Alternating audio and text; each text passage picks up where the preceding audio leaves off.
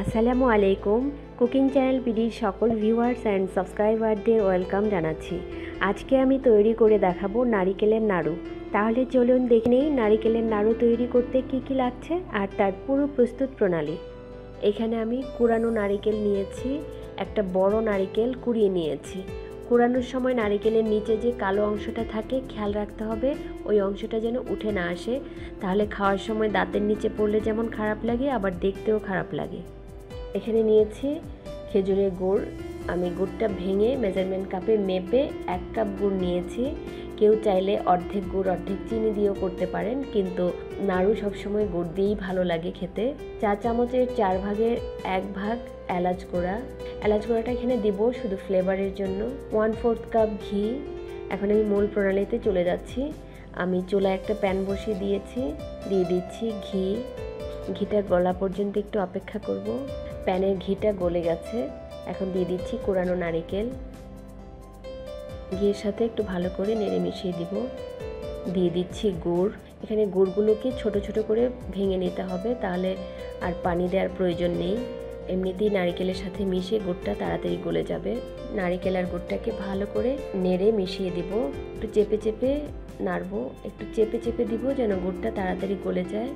গুড় নারিকেল থেকে একটু একটু পানি উঠে এসেছে, এই পানিটা দিয়েই নারিকেলটা সিদ্ধ হয়ে যাবে। সবটা গুড় গলে গেছে। এইভাবে আমি নারিকেলটাকে ভালো করে জাল করে নেব। নারিকেলটা জাল হতে হতে একদম আঠালো হয়ে যাবে। যখন আঠা আঠা হয়ে যাবে এই পর্যায়ে এসে দিয়ে দিব এলাচ গুঁড়া। এলাচ গুঁড়াটা আসলে শেষের দিকেই দিব, তাহলে ফ্লেভারটা খুব ভালো থাকে। নারিকেলটা যখন প্যানের গা ছেড়ে আসবে তখনই মনে হবে যে নারিকেলটা আসলে হয়ে গেছে নাড়ুর জন্য। আর খুব বেশি যদি জাল হয়ে যায় তাহলে কিন্তু নারিকেলটা দলা হবে না, মানে আঠা আঠা হবে না, আর নাড়ুগুলোও সে অত সুন্দর হবে না। এখন আমি একটা প্লেটে নিয়ে নিচ্ছি ঠান্ডা হওয়ার জন্য। নাড়ুগুলো বানানোর আগে একটু ভালো করে ঠান্ডা করে নিতে হবে, আবার খুব বেশি ঠান্ডা না, যেন হাত দিয়ে ধরা যায় সেই অবস্থায় নাড়ুগুলো বানিয়ে নিতে হবে। আমি একটা নাড়ু বানাচ্ছি। কেউ চাইলে ছোট বা বড় যে যেমন খুশি সেভাবেই বানিয়ে নিতে পারেন। এইভাবে চেপে চেপে হাতে নিয়ে একটু ঘুরিয়ে ঘুরিয়ে গোল করে নিতে হবে। কেউ চাইলে 2 হাত দিয়েও করে নিতে পারেন। ঠিক এরকম হয়ে গেছে আমার একটা নাড়ু। আমি আরেকটা নাড়ু বানাচ্ছি। একটু ভালো করে চেপে নিব। ভালো করে চেপে দিবেন যেন ভিতরে ফাঁকা না থাকে।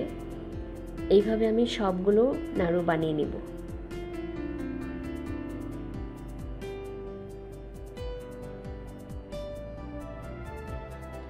সবগুলো নাড়ু বানানো হয়ে গেছে। দেখতে খুবই ইয়ামি লাগছে। মুড়ির মোয়া নারিকেলের নাড়ু শীতের দিনে খেতে খুবই ভালো লাগে, আমার তো খুবই প্রিয়। তৈরি হয়ে গেল নারিকেলের নাড়ু। আমার রেসিপি যদি ভালো লাগে লাইক ও শেয়ার করবেন, আর আমার ইউটিউব চ্যানেলটি সাবস্ক্রাইব করবেন। সবাই ভালো থাকবেন। আল্লাহ হাফেজ।